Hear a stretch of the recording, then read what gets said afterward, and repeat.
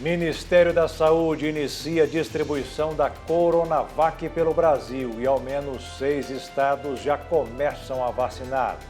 Instituto Butantan solicita novo registro à Anvisa de quase 5 milhões de doses da vacina contra a Covid. Em Brasília, Jair Bolsonaro destaca a aprovação de vacinas e diz que imunizantes são do país. E a vacina é do Brasil, tá? Não é de nenhum governador, não, é do Brasil.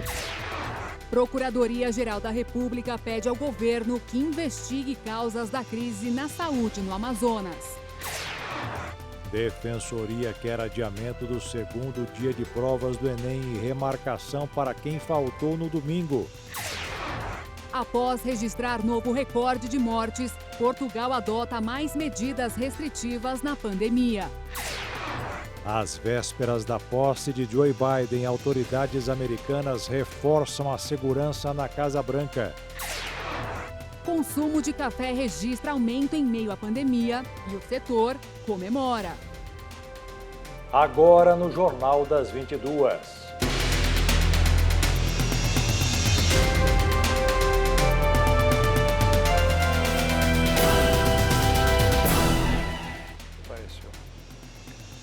Olá, boa noite. Boa noite. Começou a campanha de vacinação contra a Covid-19 em vários estados brasileiros e no restante da federação, a vacinação será feita amanhã pela manhã. Foram distribuídas 6 milhões de doses da Coronavac. A vacina chegou! Chegou a vacina! Chegou a esperança! Vamos vencer, muito bem! Em alguns estados, a vacinação começou nesta segunda-feira à tarde. Entre eles, Santa Catarina, Piauí e Goiás. Nos outros, não deu tempo. No Distrito Federal, as vacinas até chegaram antes, mas, segundo o secretário de Saúde, não havia tempo hábil. O início da campanha ficou para esta terça-feira. Em decorrência dessa situação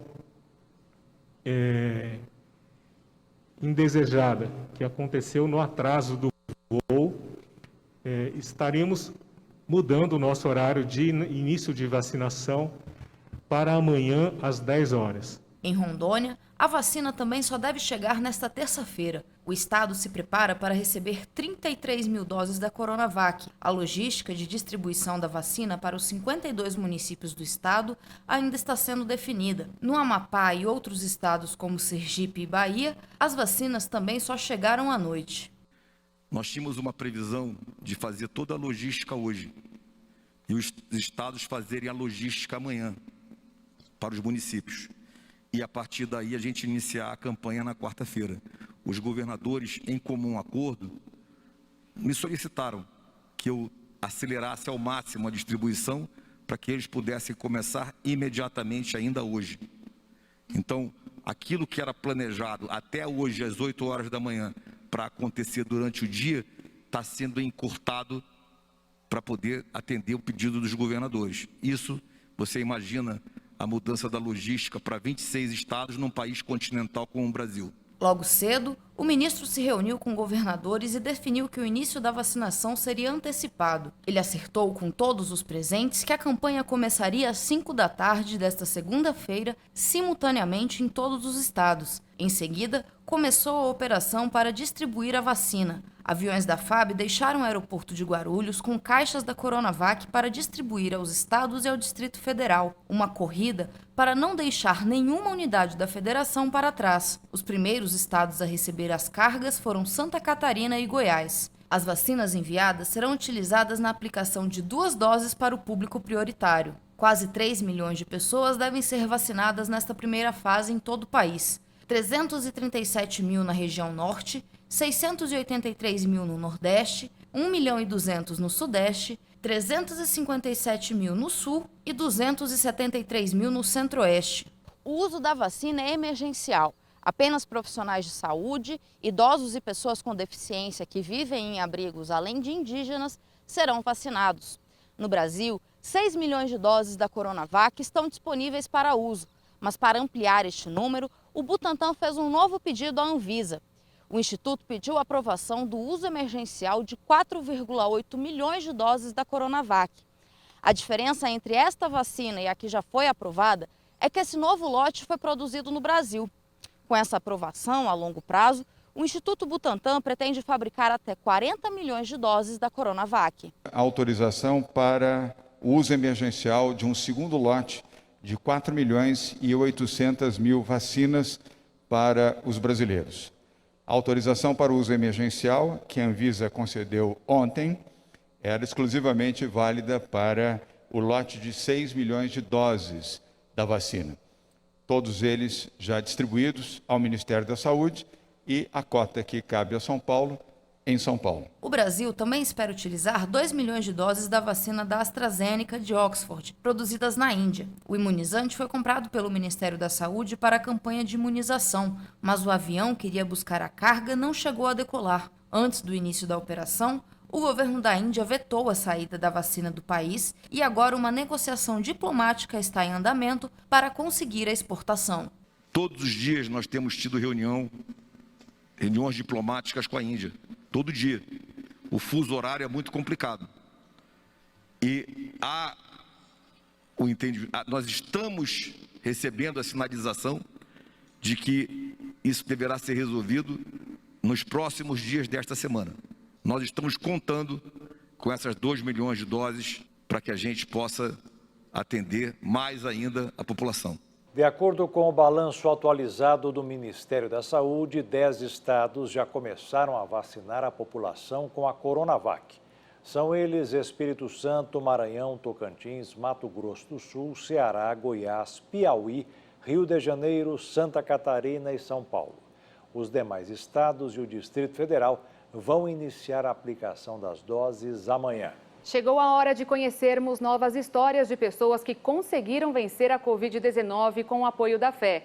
Quem conta e atualiza o placar da vida para a gente ao vivo do Rio de Janeiro é o jornalista Anderson Nascimento.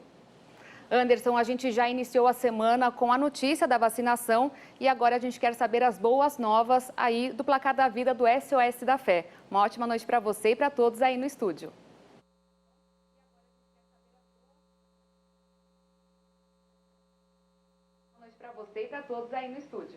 Boa noite, Beatriz. Boa noite para você de casa. Já desejo uma ótima semana para todos. Olha, a gente terminou o placar da vida na sexta-feira com 23.317 pessoas curadas do novo coronavírus. Aí tivemos o programa sábado, domingo e a live de hoje, que também teve testemunhos. Então vamos saber alguns casos, para daqui a pouquinho a gente falar os números de curados? Vamos lá, eu já começo com a dona Irene Bueno, ela é de Guaratinguetá. Ela contou pra gente que a neta estava com os sintomas da Covid, mas depois de fazer as orações, ela fez o teste e deu negativo. Quem também mandou pelas redes sociais do missionário R.R. Soares foi o Sérgio Dinho. Ele contou pra gente que a cunhada e os filhos dele estavam com a Covid-19, mas todos ficaram curados depois das orações aqui no SOS da Fé. A Mariângela Duarte, ela também mandou pelo Facebook que o filho estava com a suspeita da Covid-19, mas fez o teste e deu negativo. Assim como a Jana Carvalho, também pelo Facebook, ela nos contou que ela, o esposo e o filho contraíram a Covid-19, mas os 3 ficaram completamente curados depois das orações aqui com o missionário R.R. Soares. Agora vamos ver o placar da vida, quantas pessoas ficaram curadas só no programa de hoje? Dá uma olhada. Olha, 214 pessoas estão livres da Covid-19 e chegamos a um total, juntando todo o fim de semana, de 23.667 pessoas. Olha, o placar da vida começa bem essa semana. Vamos rumo aos 24K e daqui a pouquinho. Jaqueto, Beatriz, é com vocês. Tá bom, muito obrigado, Anderson. Um grande abraço, uma boa noite para toda a equipe aí do SOS da Fé. Tchau. E a campanha de vacinação só pôde começar porque ontem a Agência Nacional de Vigilância Sanitária autorizou o uso emergencial da Coronavac, produzida pela Sinovac, em parceria com o Instituto Butantan, e da vacina de Oxford e AstraZeneca, em parceria com a Fiocruz. A Anvisa aprovou o uso das vacinas por unanimidade neste domingo. Essas vacinas estão certificadas pela nossa Anvisa. Elas foram analisadas por nós, brasileiros, em um tempo o menor e o melhor tempo estabelecido por nossos especialistas. Confie na Anvisa. Confie nas vacinas que a Anvisa certifica. E quando elas estiverem ao seu alcance, vá e se vacine. Em Brasília, houve comemoração com a decisão da Anvisa. Então, assim, a gente está na expectativa, né, de que todo mundo seja vacinado e que todo mundo volte ao convívio social, né, que possam, alguns até por falta de emprego estão passando fome, que possa o mundo voltar ao normal. É o que todos os brasileiros, eu acho que todo mundo espera, né? O Brasil vai iniciar a campanha de vacinação com a Coronavac, a única das duas vacinas que já está disponível em território nacional.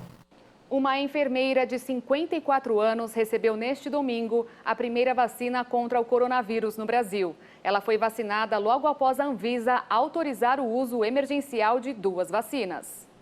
A enfermeira Mônica Calazans, que trabalha na UTI do Hospital Emílio Ribas, em São Paulo, recebeu neste domingo a primeira vacina contra o novo coronavírus no Brasil. Ela recebeu a dose da Coronavac, elaborada pelo laboratório chinês Sinovac em cooperação com o Instituto Butantan. A Agência Nacional de Vigilância Sanitária aprovou o uso emergencial da vacina chinesa Coronavac e da britânica AstraZeneca Oxford. São as primeiras a obter o registro no Brasil. Os 5 diretores da Anvisa se pronunciaram a favor de autorizar as vacinas. Dessa forma, o Brasil pode iniciar a campanha de vacinação com a Coronavac, a única das 2 vacinas que já está disponível em território nacional. E o presidente Jair Bolsonaro se manifestou hoje após decisão da Agência Nacional de Vigilância Sanitária, Anvisa, aprovar o uso emergencial das vacinas Coronavac e de Oxford. E falou também do início da vacinação em São Paulo. O presidente disse que o imunizante é do Brasil e não é de nenhum governador. O vice Hamilton Mourão também falou sobre o início da campanha. Hoje pela manhã, Jair Bolsonaro atendeu simpatizantes na porta do Palácio da Alvorada e tirou fotos e conversou com apoiadores. O presidente comentou a aprovação dos imunizantes pela Anvisa e disse que o governo vai adquirir a quantidade que for necessária e ainda falou que a vacina é do Brasil. A Anvisa aprovou, não tem que discutir mais. Agora, havendo disponibilidade no mercado, a gente vai comprar e vai atrás de contrato que fizemos também, que era para ter chegado a vacina aqui. Então está liberada a aplicação no Brasil. E a vacina é do Brasil, tá? Não é de nenhum governador, não, é do Brasil. Hamilton Mourão também se manifestou.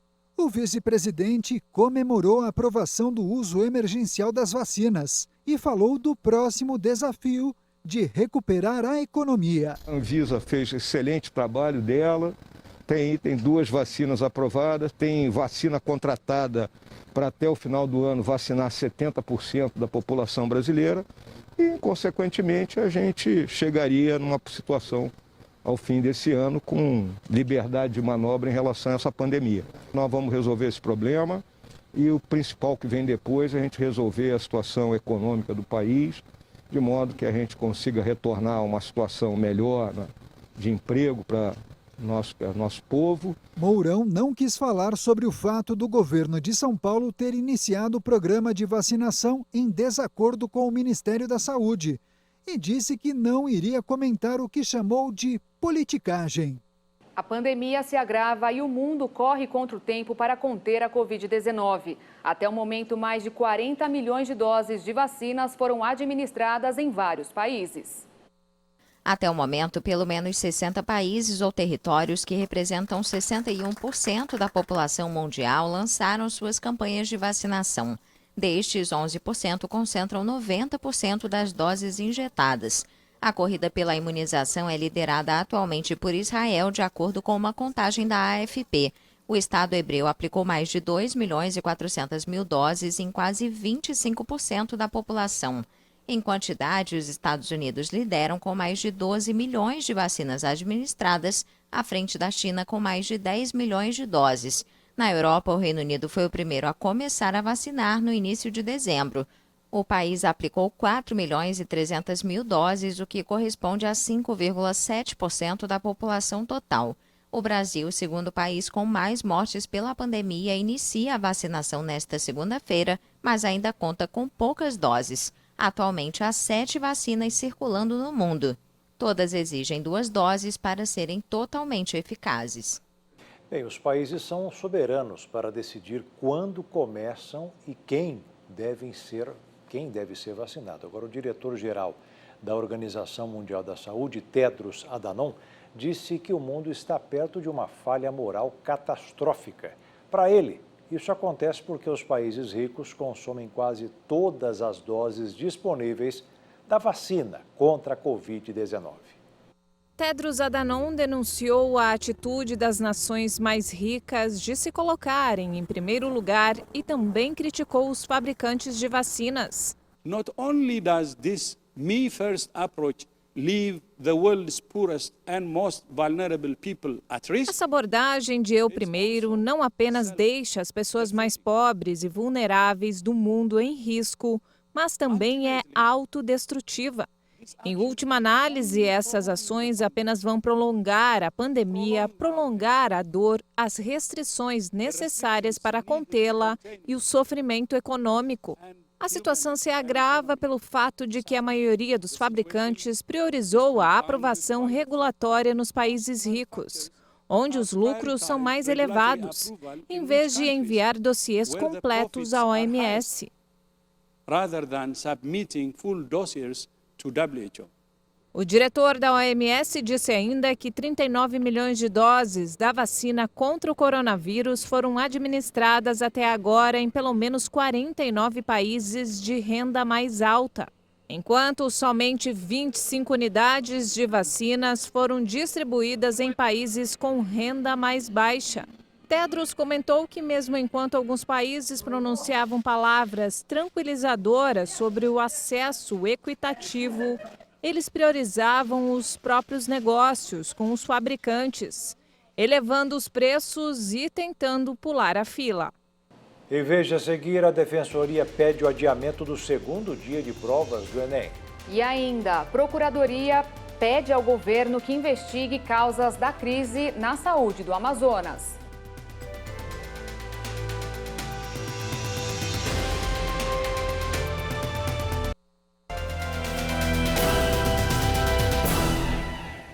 Com o agravamento do sistema de saúde no Amazonas por falta de oxigênio em decorrência do aumento de casos do coronavírus, a Procuradoria-Geral da República pediu uma investigação ao Ministério da Saúde para identificar causas e responsáveis, além de detalhes sobre variante do vírus. Segundo a PGR, a investigação é necessária para que, posteriormente, sejam definidas diretrizes capazes de impedir a repetição do quadro registrado no Amazonas em qualquer outro ente da federação.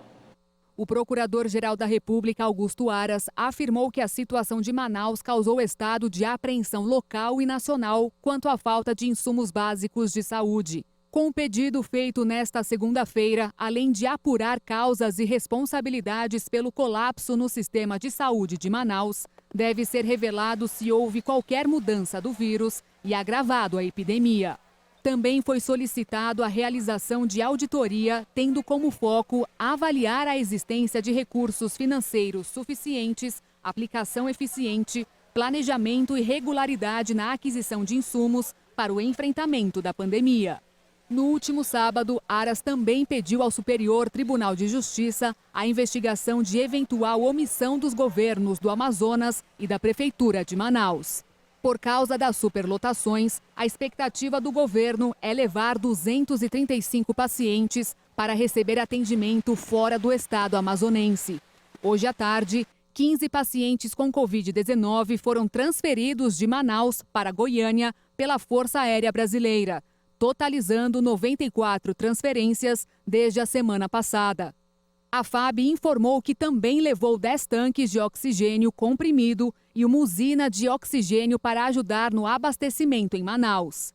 E para garantir que o estoque seja reabastecido, a juíza Jaisa Maria de Pinto Fraiche, da Primeira Vara Federal Cível do Amazonas, determinou à União que apresente imediatamente um plano para abastecimento da rede de saúde com oxigênio, inclusive com o transporte de cilindros de outros estados e reativação de usinas localizadas no estado para a produção do insumo.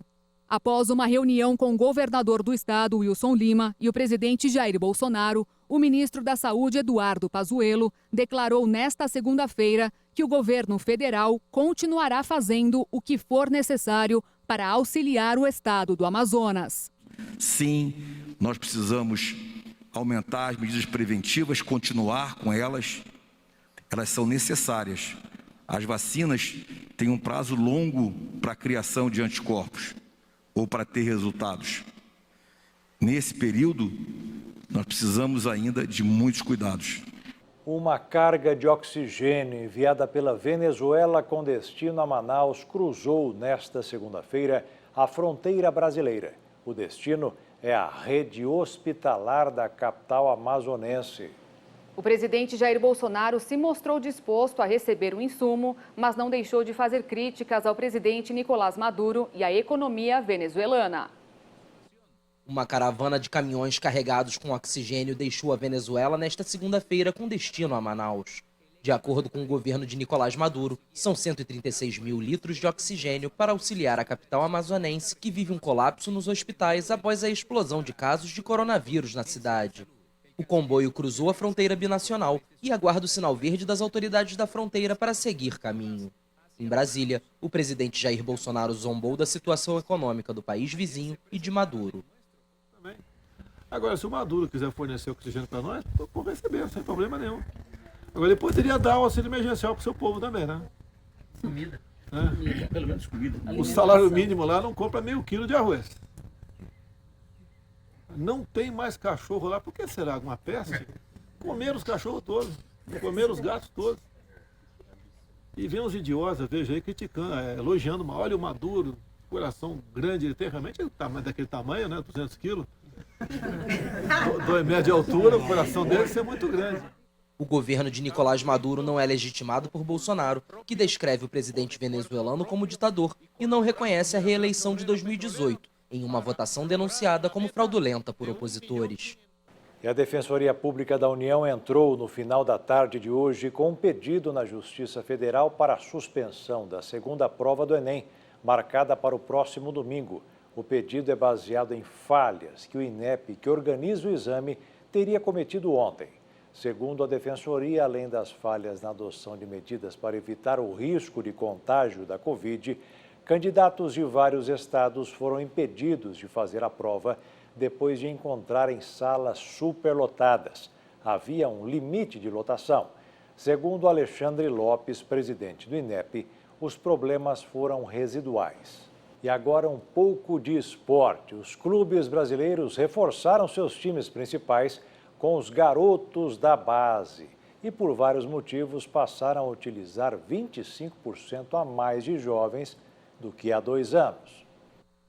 Juntos, o Atlético Mineiro, Bahia, Botafogo, Ceará, Corinthians, Flamengo, Fluminense, Fortaleza, Goiás, Grêmio, Internacional, Palmeiras, Santos, São Paulo e Vasco mandaram a campo mais de 160 jogadores chamados de prata da casa desde o começo do Campeonato Brasileiro. A maioria entrou em campo para preencher espaços abertos pelos que foram afastados por Covid. E muitos não saíram mais, porque provaram que jogam tão bem quanto os titulares. É o chamado problema bom para um técnico. Os jovens também mostram maior vigor para correr até o final da partida. Também pesa nesta balança o mercado de negociações. Sem torcidas nos estádios, os clubes estão acumulando dívidas e não podem apostar alto em contratações. Estes jovens são, ao contrário, uma aposta. Quem mostra talento fica na mira de clubes europeus e, quando são vendidos, melhoram a situação financeira deles e a dos clubes onde começaram a carreira. Um estudo publicado em maio do ano passado por uma consultoria esportiva estimou que, nessas condições, os 20 clubes mais bem colocados no ranking da CBF sofreriam perdas somadas de pelo menos 2 bilhões de reais até o final do ano passado. O ideal é apostar na renovação. E veja a seguir os números do coronavírus no Brasil e no mundo. E também, após registrar novo recorde de mortes, Portugal adota mais medidas restritivas na pandemia.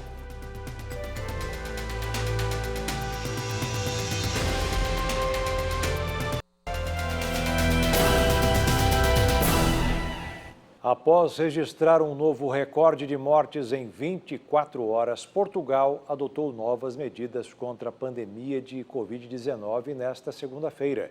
O primeiro-ministro português António Costa impôs um novo horário de fechamento para o comércio e reforçou a importância do trabalho remoto.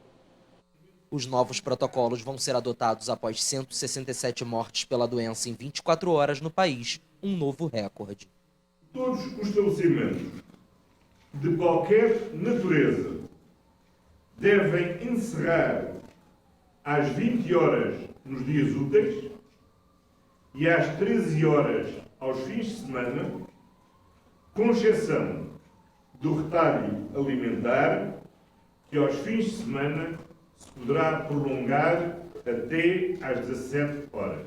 O primeiro-ministro também agradeceu a redução de 30% na circulação de pessoas, mas afirmou que os índices registrados ainda não são suficientes. Para reforçar a obrigatoriedade do teletrabalho, é determinado, por um lado, que todos os trabalhadores que tenham de se deslocar para prestar trabalho presencial carecem de uma credencial emitida pela respectiva entidade patronal. Diante do aumento do número de casos de Covid-19 e da pressão crescente sobre hospitais do país, o governo português impôs um novo bloqueio que começou na última sexta-feira. De acordo com um balanço atualizado da Universidade Johns Hopkins, Portugal tem mais de 556 mil contágios confirmados e pouco mais de 9 mil mortes pela doença. A Noruega descartou um possível vínculo entre a morte de 33 idosos e a vacina que eles receberam contra a Covid-19. Nesta segunda-feira, autoridades do país reforçaram a recomendação de uma avaliação médica antes de imunizar pessoas muito frágeis ou doentes, como já ocorre em outros países. A Noruega indicou nesta segunda-feira que não há vínculo estabelecido entre a vacina da Pfizer-BioNTech contra a Covid-19 e a morte de idosos vacinados no país. Segundo autoridades, desde o início da campanha de vacinação no final de dezembro, o país escandinavo registrou 33 mortes de pessoas que receberam a primeira dose do imunizante. Sobre os 13 casos estudados mais a fundo, a diretora da Autoridade Norueguesa de Saúde Pública, Camilla Stoltenberg, disse: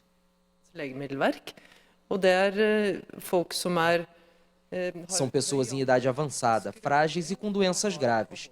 Todas elas e as mortes vão ser investigadas. Quando se trata de causas, ainda não foi feita nenhuma análise. É importante lembrar que, em média, cerca de 45 pessoas morrem todos os dias em asilos na Noruega. Por isso, não é um dado que represente qualquer excesso de mortalidade ou que estejam relacionadas às vacinas. No entanto, após o relatório das mortes, a Noruega reiterou a recomendação de realizar uma avaliação médica antes de vacinar pessoas muito frágeis ou doentes, como já ocorre em outros países. Várias nações informaram sobre mortes posteriores à vacinação, mas autoridades de saúde acreditam que não é possível estabelecer um vínculo com a vacina. O crescimento da economia brasileira desacelerou. A prévia do PIB calculada pelo Banco Central foi um resultado positivo de 0,6%. Mas os números estão caindo sem parar há 8 meses. No acumulado do ano, o indicador que funciona como projeção do número oficial, que é calculado pelo IBGE, está negativo em 4,6%. E agora o mercado financeiro. O dólar fechou em leve queda nesta segunda-feira em sessão instável, com os investidores de olho no ritmo da campanha de vacinação contra a Covid-19 no Brasil. A moeda norte-americana recuou 0,07% e encerrou o dia cotada a R$ 5,304 na venda. O Ministério das Minas e Energia apertou o botão de alerta da geração de energia elétrica no Brasil. As principais hidrelétricas do Sistema Nacional estão passando pela maior seca dos últimos 90 anos. A situação despertou no governo a necessidade de reformular o planejamento para diversificar a expansão das formas de geração de eletricidade. Uma delas é o acionamento das termoelétricas, que são as usinas movidas a gás. O sistema é mais rápido, mas também mais caro e acaba na conta de luz de todos os brasileiros. Para os próximos 10 anos, o governo aposta na construção de 8 novas usinas termoelétricas e também de fontes renováveis, como eólica e solar, em comparação ao crescimento previsto da geração hidrelétrica. A intenção é investir 70 bilhões de reais para ampliar a geração das usinas termoelétricas em quase 17 mil megawatts, das eólicas ou dos ventos em pouco mais de 16 mil e das usinas solares em mais de 5 mil. No caso das hidrelétricas, a capacidade deve ficar em 4.500 megawatts. O plano do governo acompanha o ritmo do mercado. No ano passado, a geração de energia solar dobrou no Brasil, com investimentos de 19 bilhões de reais. A cana-de-açúcar também desponta como grande fonte de energia. A mesma cana que produz o açúcar e o etanol transforma seu bagaço em fonte de energia. Durante a safra canavieira, as 360 usinas de cana do país se tornam autossuficientes em eletricidade. Dessas, 194 chegam a produzir excedentes que podem ser ofertadas para a rede nacional, o Sistema Integrado Nacional. No ano passado, a eletricidade de 12 milhões de residências foi gerada pelo bagaço da cana. A longo prazo, é mais uma alternativa para substituir o petróleo e o aquecimento do planeta. Olha, o faturamento real da indústria caiu 1,2% em novembro em relação a outubro. Apesar do resultado quebrar uma sequência de 6 altas consecutivas, a Confederação Nacional da Indústria acha que o resultado pode ser um ajuste em razão do ritmo acelerado da recuperação. A CNI espera que o dado final de 2020 seja positivo, embora com crescimento próximo de zero.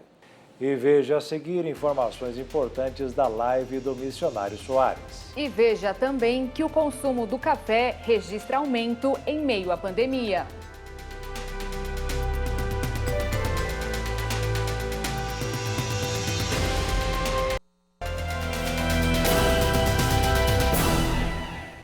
Com a pandemia do coronavírus, muitas pessoas migraram o consumo das cafeterias para suas casas e, com isso, o consumo de café aumentou.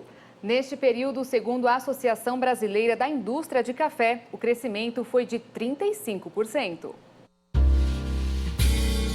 Sem dúvida, tomar aquele cafezinho passado na hora é um dos hábitos mais comuns dos brasileiros.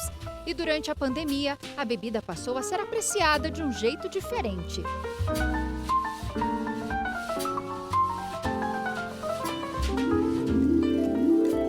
O tempo fez a gente parar para prestar atenção em coisas que antes a gente nem notava. Ficamos mais exigentes, começamos a perceber os sabores, a coloração e até a forma de preparo do café. Coisas que só o tempo em casa nos proporcionou. E o consumidor, nesse tempo que ele teve, começou a olhar mais para aquele cafezinho do dia a dia, que a gente ama, mas no acelero do dia a dia acaba passando desapercebido. Café é café. Na verdade, café não é café. A gente tem diversos tipos de grãos. O Brasil é o maior produtor de café do mundo. Mais de 35% da produção mundial está no Brasil. E temos ótimos cafés que antes eram exportados, estão ficando aqui e o consumidor está aprendendo a degustar, consumir coisas novas. E é isso que o mercado de cafés especiais traz. Oportunidades de cafés diferentes. Inclusive, o mesmo tipo de grão você pode ter diferentes tipos de bebidas diferentes. Em média, cada brasileiro toma quase 900 xícaras de café por ano. E segundo a Associação Brasileira da Indústria de Café, aproximadamente 9 em cada 10 brasileiros com mais de 15 anos consomem café. Seja ele carioca, expresso, americano, o cappuccino e até aquele servido como base de várias bebidas geladas. Aqui nessa fábrica de café em São Paulo, até o ano passado, o foco principal era a venda para restaurantes, padarias, cafeterias. Mas por causa da pandemia, o consumo nesses lugares caiu. E aí o foco passou a ser outro, o consumidor final. São aquelas pessoas que tomam o cafezinho em casa. E para esse público só aqui, as vendas aumentaram mais de 15%. Olhando para consumidor final, a gente teve um aumento em todos os mercados, mais de 15% só para consumidor final. Se eu olhar só e-commerce, a gente multiplicou por 5 o nosso faturamento no e-commerce. A demanda do e-commerce veio muito alta, principalmente nos meses de lockdown, que foi em junho, julho. Depois disso, a curva voltou um pouquinho, mas com certeza é 5 vezes maior do que o que a gente começou lá pré-pandemia. E isso vem aumentando não só pelo nosso e-commerce, mas por outros canais online que tem como marketplace e outros meios de venda online que cresceu bastante. E se o café antes já era considerado uma paixão nacional, segundo a ABIC, ele se tornou uma das principais bebidas nos lares dos brasileiros. E durante a pandemia teve um aumento de 35% no consumo. O que prova mais uma vez que a gente não vive sem ele. Aumentou, por conta da pandemia fechou-se muitas coisas, né? O tempo que ficou fechado. Então as pessoas começaram a passar mais tempo em casa e degustar mais cafés em casa. Mas nem por conta disso elas abdicaram mão de qualidade. Pelo contrário, elas foram mais atrás de qualidade, porque aquele tempo para se produzir um café na sua casa, ela pôde entender mais sobre aquela bebida, né? O que aquela bebida me traz? Que sabor que me traz? Que aroma? Qual é o diferencial de um café gourmet para um café especial, para um café tradicional? E assim, esse tempo permitiu que ela comparasse e começasse a se questionar. Qual é o meu paladar? Tem gente que degusta o tradicional, ama o café tradicional e não muda. Ok, essa é a verdade. Mas assim que você começa a degustar outros cafés, principalmente cafés especiais, cafés que dão sabores diferentes, não tem só aquela questão do amargor. Porque o café tradicional, o que pega? É torrado demais. Normalmente dá muito amargor para esconder os defeitos da bebida. E os cafés especiais já não. Você tem uma bebida mais limpa, onde você consegue perceber notas muito diferentes.